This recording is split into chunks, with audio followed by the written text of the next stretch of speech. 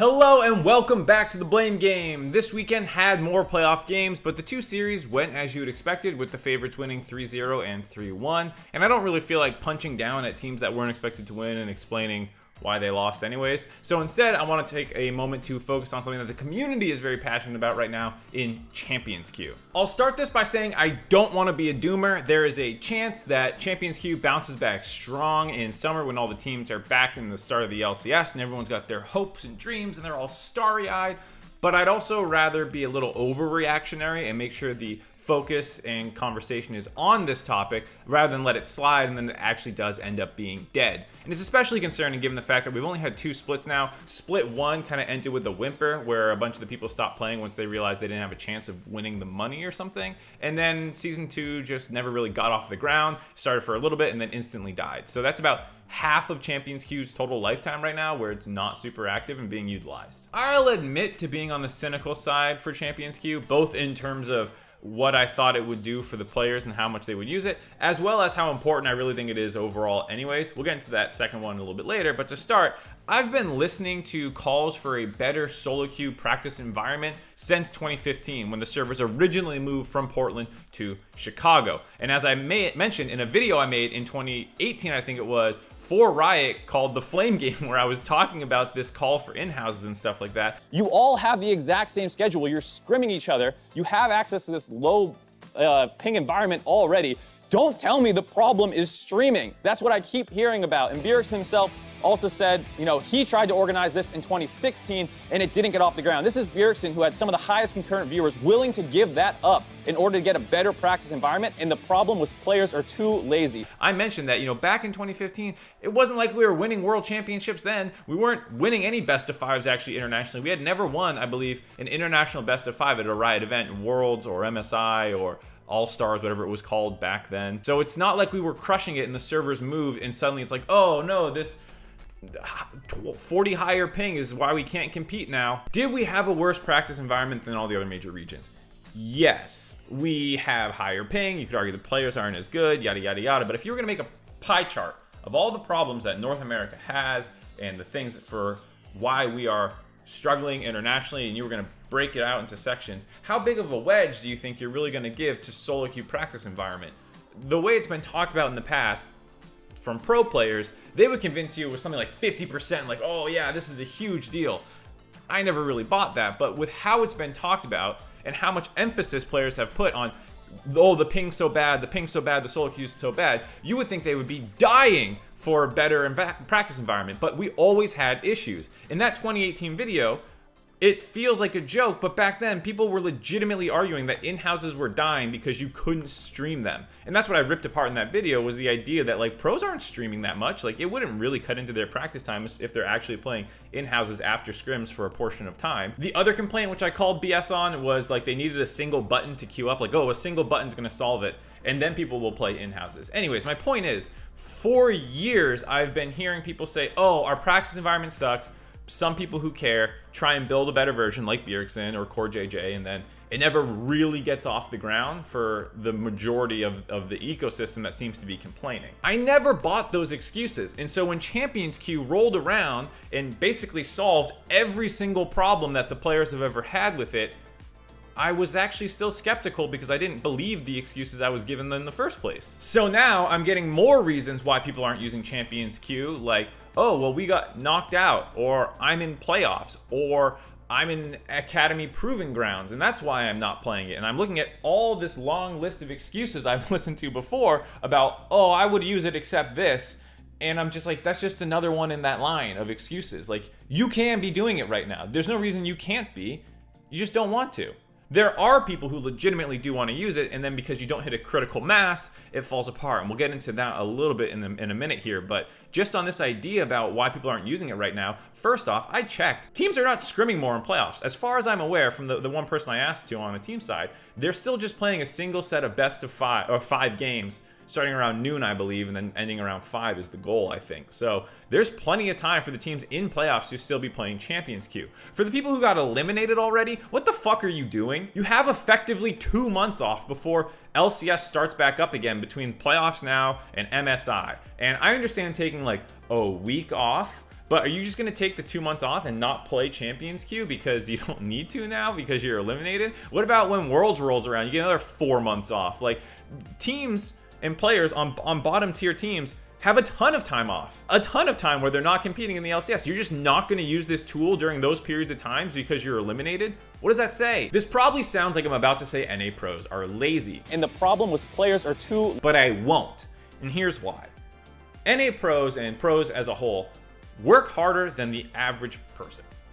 They do not have a regular 9 to 5 job. They have to put in substantially more time. They work more than 5 days a week. There are extreme pressures that go on to them outside of their job. And then there's also responsibilities beyond practice in terms of making content or, you know, these kinds of things that they have to do. Needless to say, I will go to bat for players and say that they work harder than most people do. However, they're also compensated a lot better than most people are, doing a job with a lot better conditions and perks than most jobs have out there. Additionally, you shouldn't really be compared to the average person's job because you're being paid to be a professional athlete who's supposed to be striving to be the best in the world, and if not in the world, at least in your own region. Try and be the biggest fish in whatever pond you are in.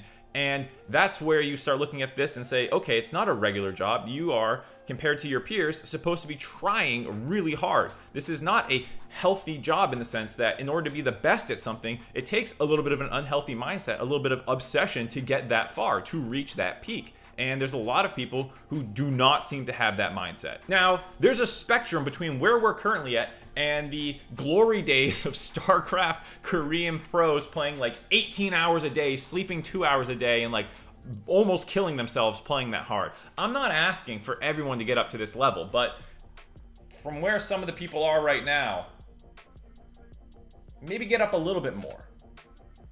I'll also say, given that my opinion that Champions Queue is not the savior for North America anyways, I don't want to hound successful players for their number of games played. Champions Queue should not be used as a witch hunt for fans to go after players like Danny and Fudge, who are on some of the most successful teams, are young players, and have had upward trajectories over the course of their career. However they're practicing, it's clearly working. I think it's fine to, you know, ask them, hey, why aren't you using it? But there's other people who aren't using it, who are struggling way more than they are, and they're the ones who really need the spotlight on them. The problem with the people who aren't putting in the same amount of work as the people at the top is that there's not enough of these people who really want Champions Queue to succeed to actually keep it alive. And so unless more people join that group, Champions Queue won't survive. There needs to be a critical mass, as you hear people say.